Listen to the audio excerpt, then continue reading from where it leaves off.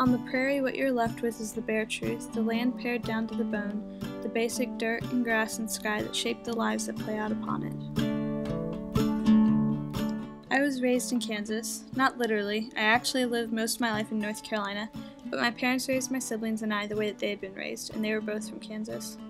When we went to visit in the summers, it was where I could see my heritage. My family had been living in the same area of Kansas for over 100 years. The German culture that both sides of my family brought with them still remains in that part of Kansas, and the knowledge of where I came from gave me some of my earliest ideas of identity.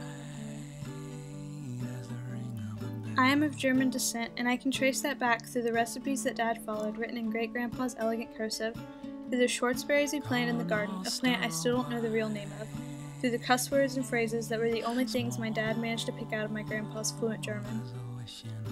These things were unique to my family. They shaped our structure, our vocabulary, the way we interacted with each other, all of which gave me a unique perspective on my past and my present. At home, Kansas was still present in the way that my parents raised my siblings and I. We planted a garden and worked in it, weeding, planting, and watering to grow our own vegetables. I valued that because it was what my parents valued. Mom grew up on a farm, and a lot of the food they ate was what they raised. They couldn't go to the grocery store every week because the nearest town was 30 minutes away. I also grew up with the perspective of being one of a group. I was a member of the family. I wasn't the axis they revolved around.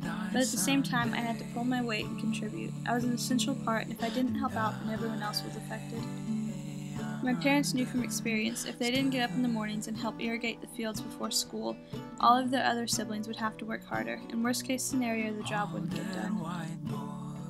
Realizing that my actions affect the people around me was something my parents worked hard to teach me. It wasn't just that, though. Hard work was valued. It was what had enabled my great-grandpa's great-grandfather, Christian, to establish a homestead in Kansas when he first immigrated to America from Germany. Kansas by itself would not have meant much to me. But Kansas is the place my family history is preserved. Kansas is the place my parents learned the values they taught to me. As the place that gave my ancestors land to farm and make a living, that Kansas could shape who I am today. That was my country, terrible winds and a wonderful emptiness. Papa died